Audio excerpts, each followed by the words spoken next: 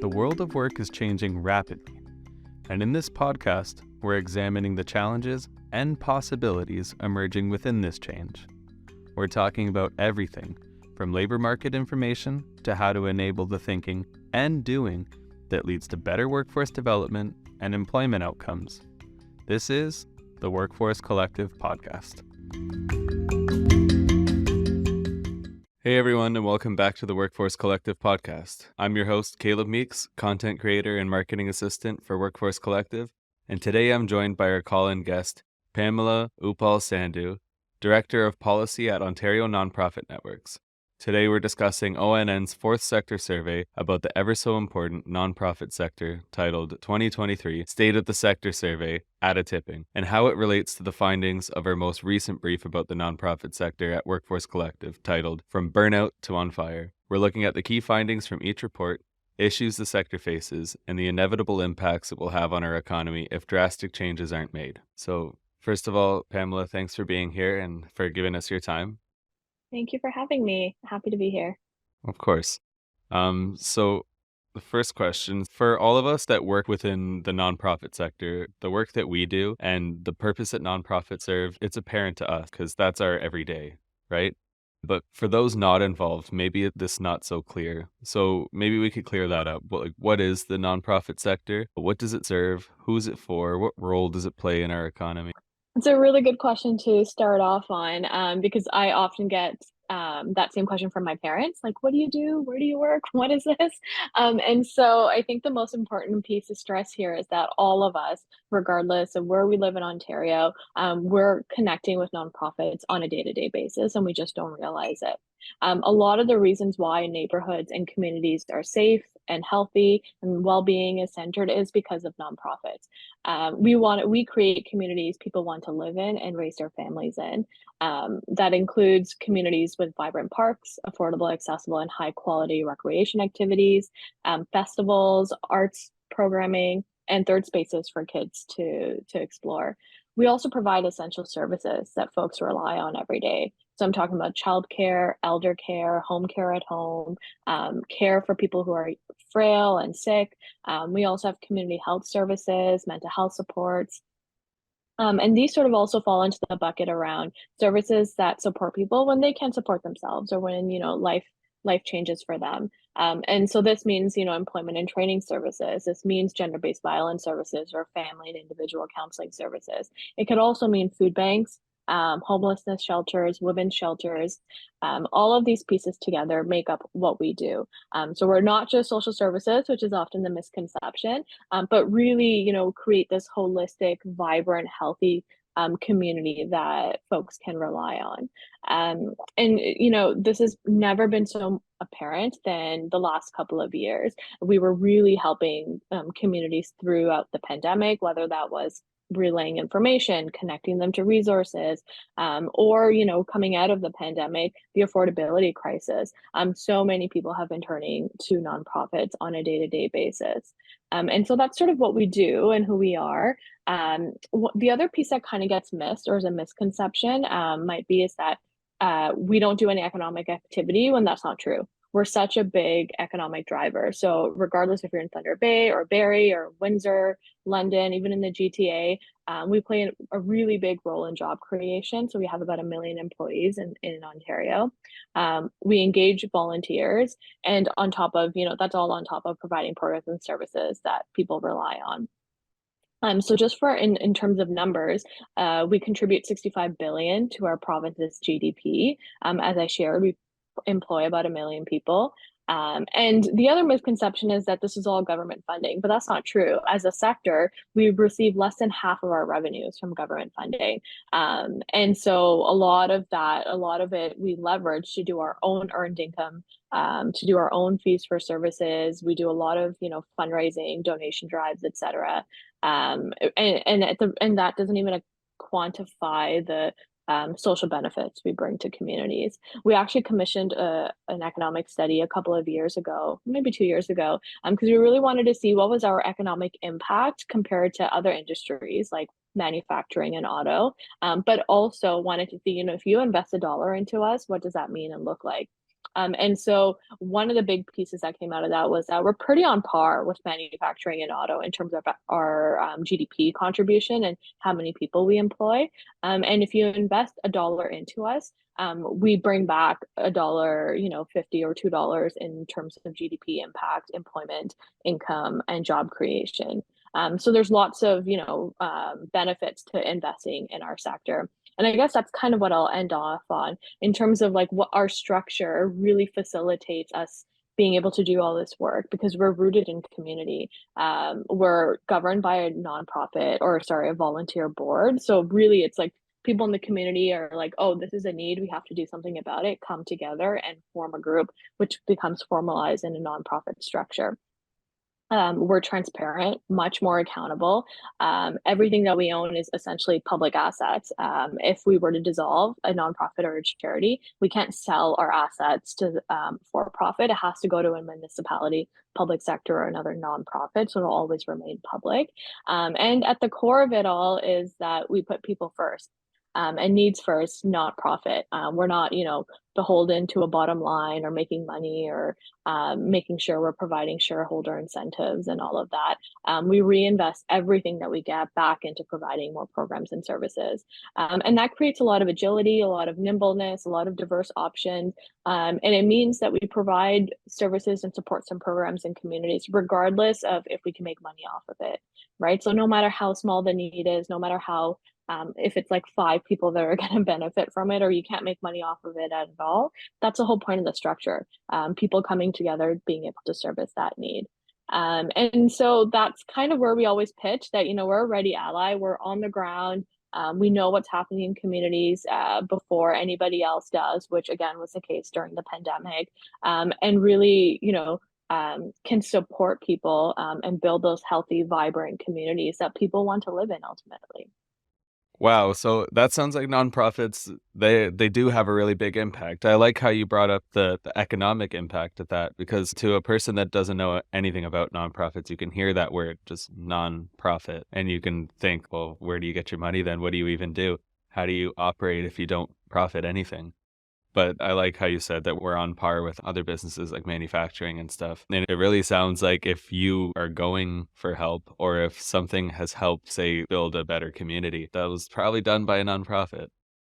Yeah, yeah, and we're also filling gaps, right? Like affordable housing that's developed by nonprofits or operated by nonprofits. When we have new immigrants, migrants, refugees, it's all settlement services operated by the nonprofit sector. And so there's a lot of these different pieces that we don't realize that it's not just about making healthy, vibrant communities, but also making sure they stay healthy and vibrant. So you're supporting people, through from what's the saying, cradle to grave, which is not the best, but throughout their life cycle.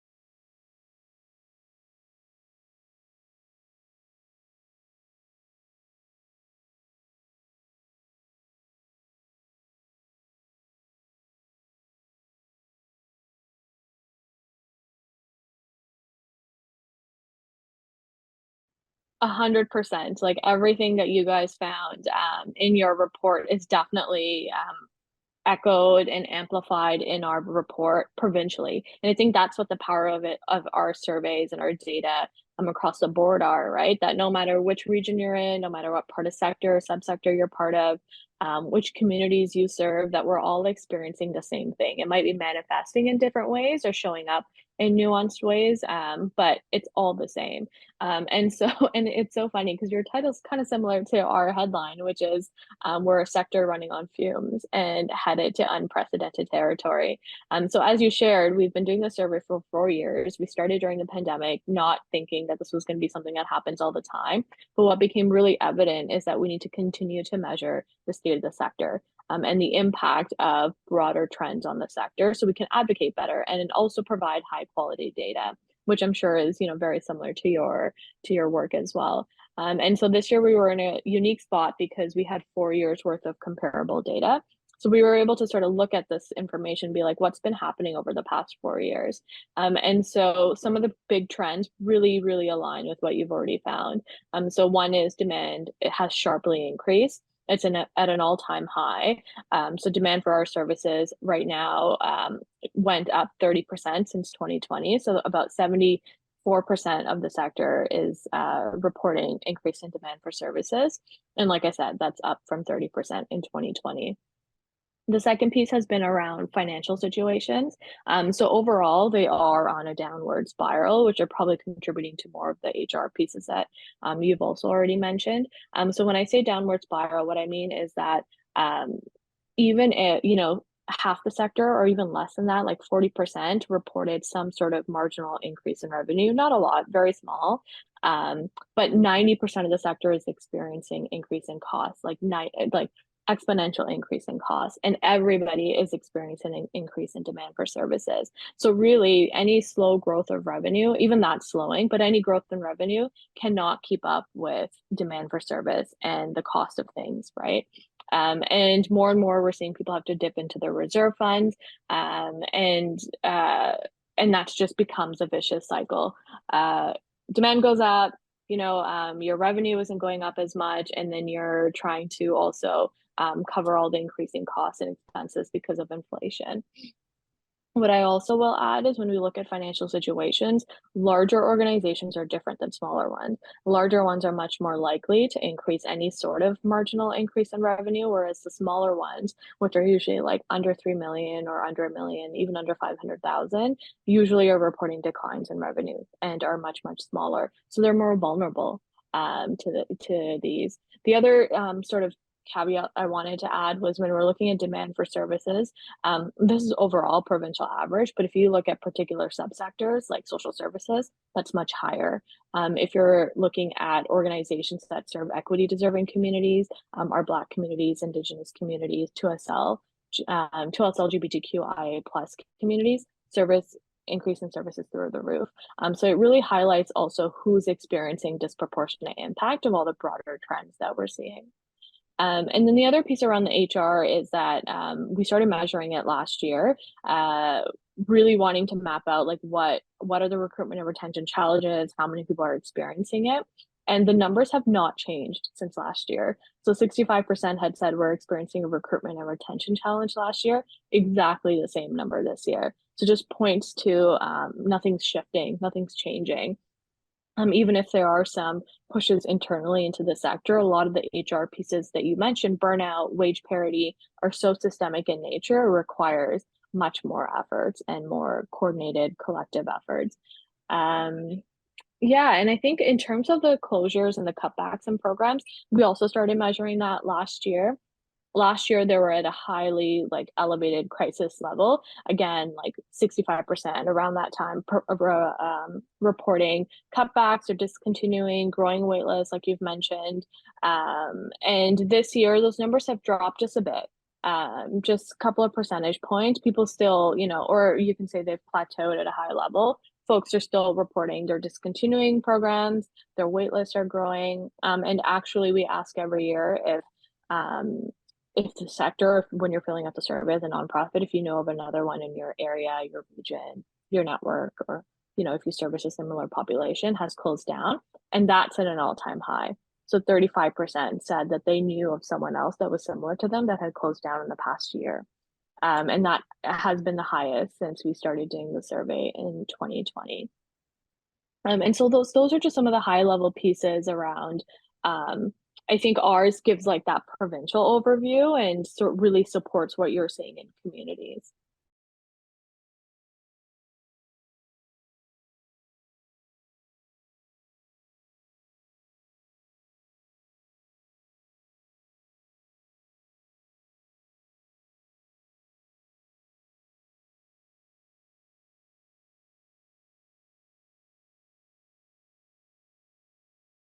Yeah. 100%, 100%. And I And think the other thing to remember is that uh, we had much more supports during the pandemic, right? As individuals, like we had CERB, But even as organizations, there was rent support, wage subsidy support. There was a lot of supports put out federally, and some provincially, and all of those are gone. So that's the other context for our survey, particularly. Excuse me. People were filling it out for the past fiscal year, which is April 1, 2022 to March 31st, 2023, and all supports were gone at that point. And we'd already peaked at inflation, right? It was already at peaked, and the affordability crisis had already started. And so that really kind of, when all of this is happening and the supports, even if they were not a lot, but they were in place, when those are also taken away, and you kind of can't revert back to your traditional fundraising campaigns and events and galas or just charitable giving in general, because we know that's down as well. That's when you really start to see the extreme numbers. So then, Pamela, in ONN's fourth sector survey, it's noted that despite sharply increasing demand for services being at a high, like we just mentioned, nonprofit financial situations are on a downward spiral. So, what effect does this have on the sector's performance abilities? Yeah, I think what I'll start with first is kind of why we're seeing an increase in demand, right? Um, as you've already talked about, like we're coming out of the pandemic. Um, there's an affordability crisis that inflation incited. So actually, we're seeing more and more people just generally turn to nonprofits to continue to navigate a lot of the complex and ongoing social issues they're facing. So pandemic recovery, affordability crisis, in general, that offsets so many other things, more mental health support, more addiction support. We know there's been an increase in gender-based violence, so needing more supports around that. We also know people can't find affordable housing. That's huge. All types of care is increasing. People are getting older. They need care. We want, universal childcare, so we need to prep for that or make sure that's happening. Also, we're seeing immigration, migration happen at historically high levels, and again, the sectors supporting with that in all senses of the word, or all senses of immigration. And there's this massive disruption of work. People are trying to figure out what does work mean for them. So employment and training is an all-time high. So all of these pieces are really, really pushing the increase in demand. And we know people end up relying even more on nonprofits during public health emergencies and climate emergencies, pandemic, wildfires, floods. They're reaching out to their local food banks and shelters and evacuation sites to be able to support around that. Or even, reaching more to friendship centers, for instance, in Indigenous communities. And so all of these pieces drive demand. There's also been massive population shifts, which is connected to the immigration migration piece. People are leaving Toronto and the GTA because of the cost, and moving to other mid-sized cities in Ontario, like Kitchener-Waterloo, like London, like different cities in Niagara region, like Ottawa.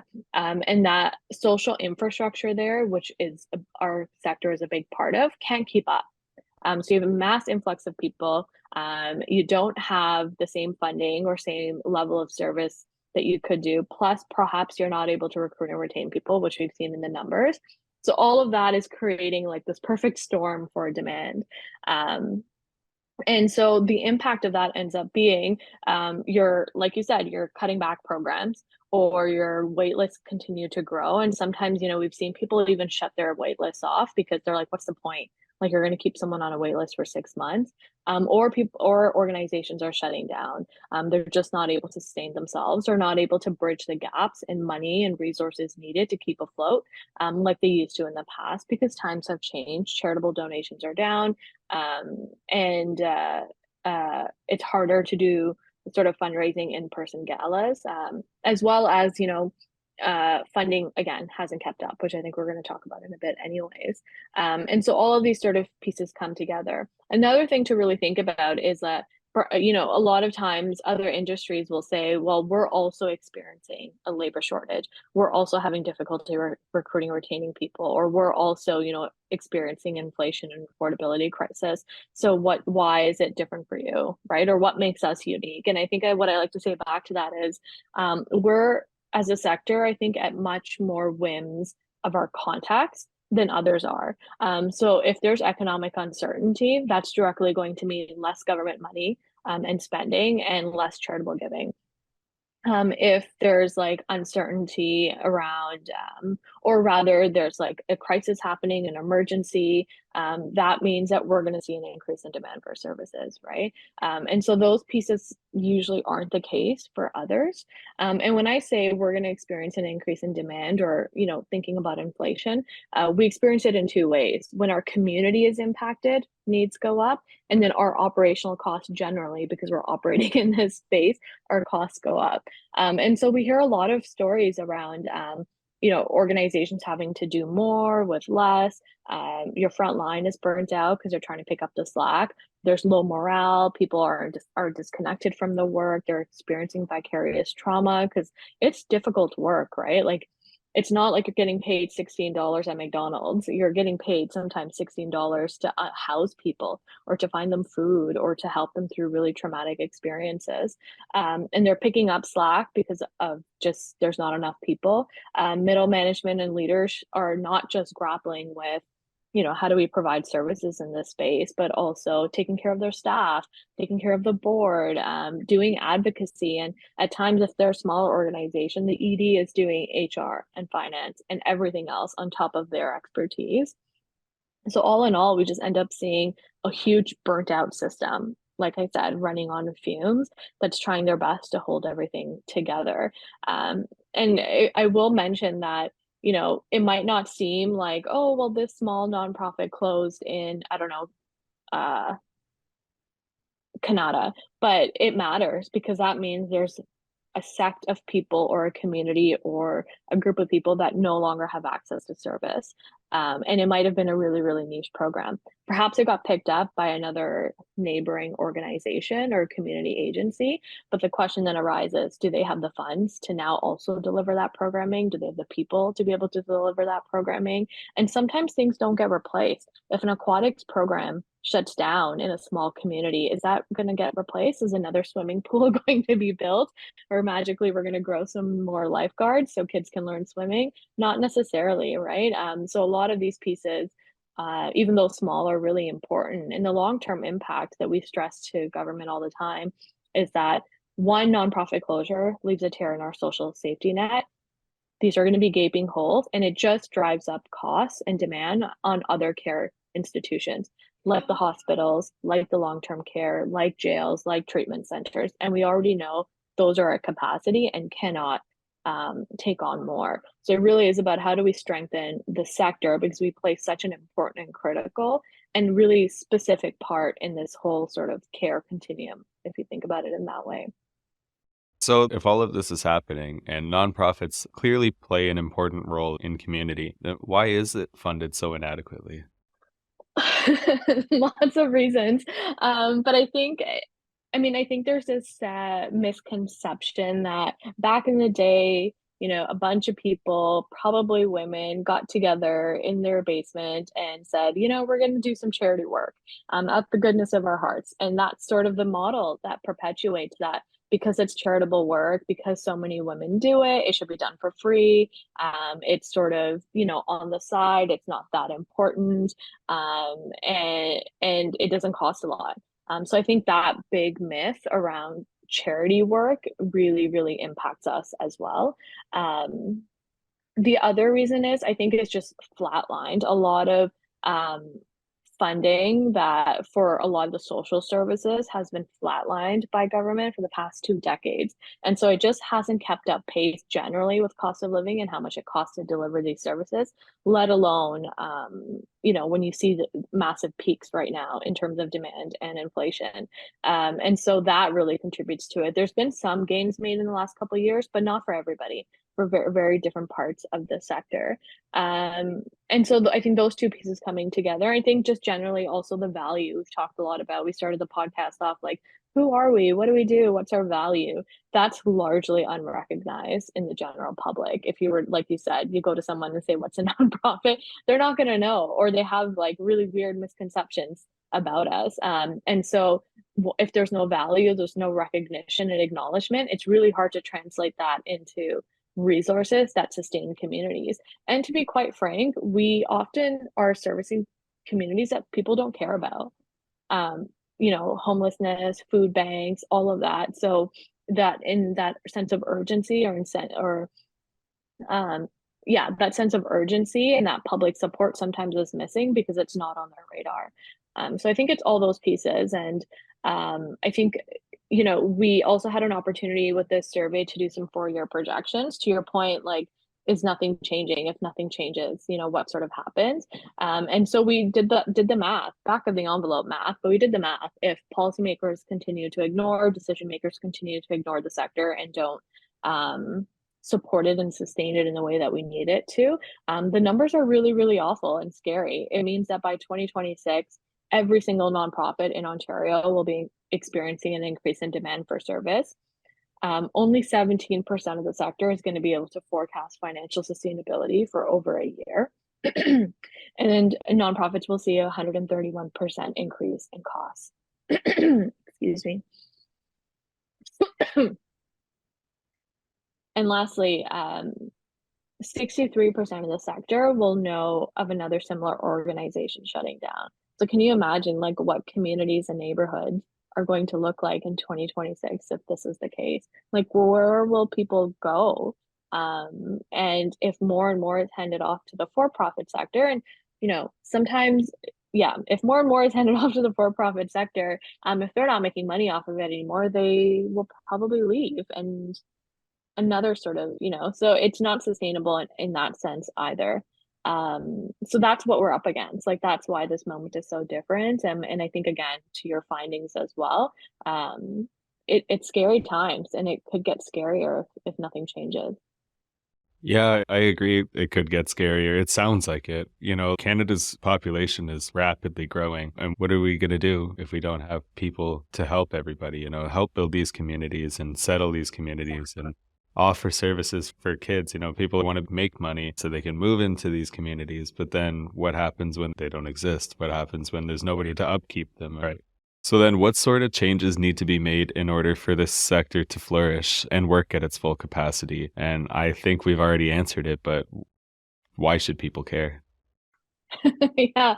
So we have 5 policy recommendations that came out of our report that we're advocating for and asking the sector to amplify and advocate, as well as our allies.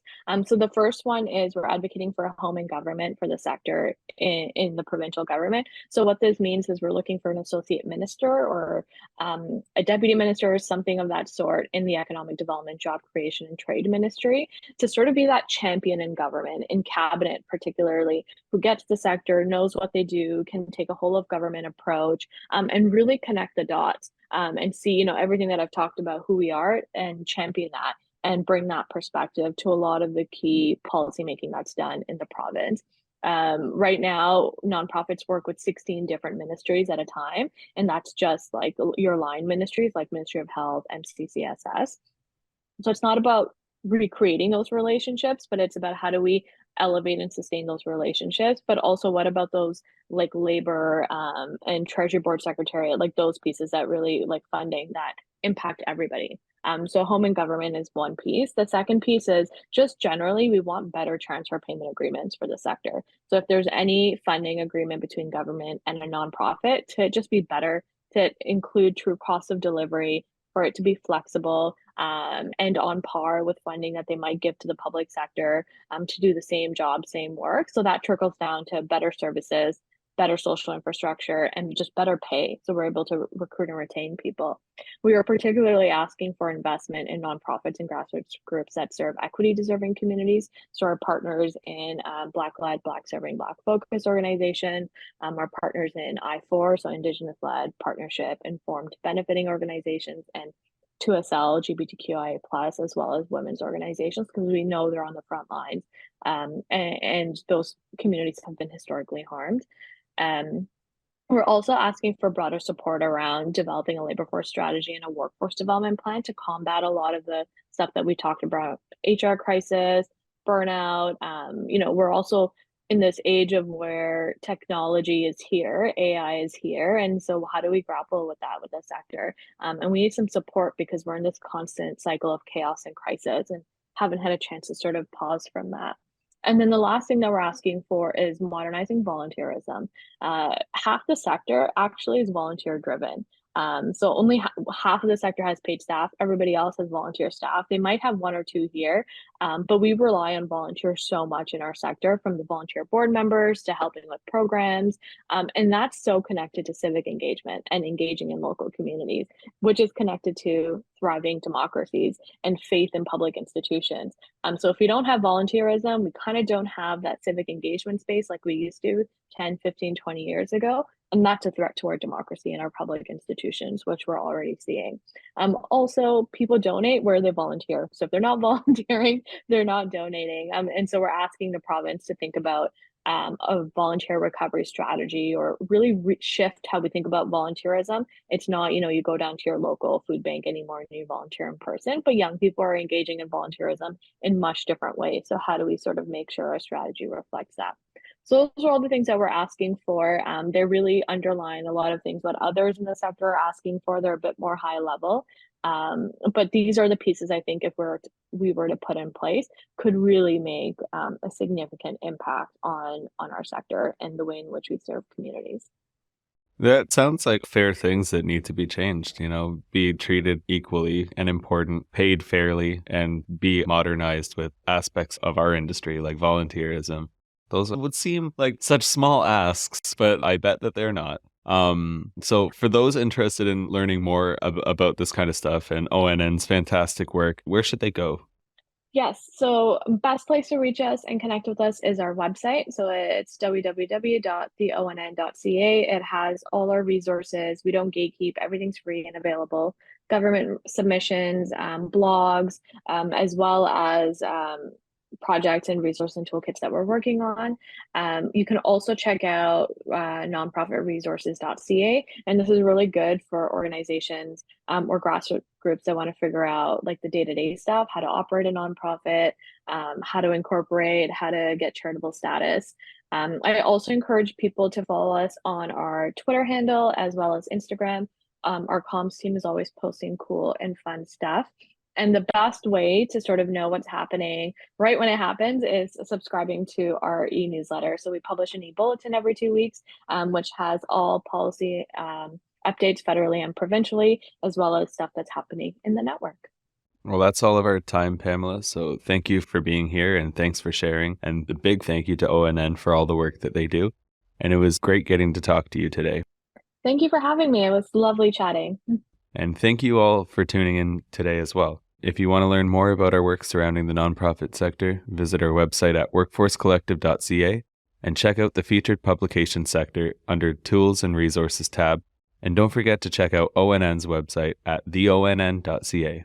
Workforce Collective and ONN invite you to follow us along our journey through LinkedIn, Twitter, or visit our websites at workforcecollective.ca and theonn.ca. Be sure to check out ONN's super insightful podcast called Digging In with ONN for more discussions like this. You can find them anytime on Apple Podcasts. And stay tuned for more episodes of the Workforce Collective podcast. You can find us on YouTube, on Spotify, or just say, Alexa, play the Workforce Collective podcast. Thank you all for being here.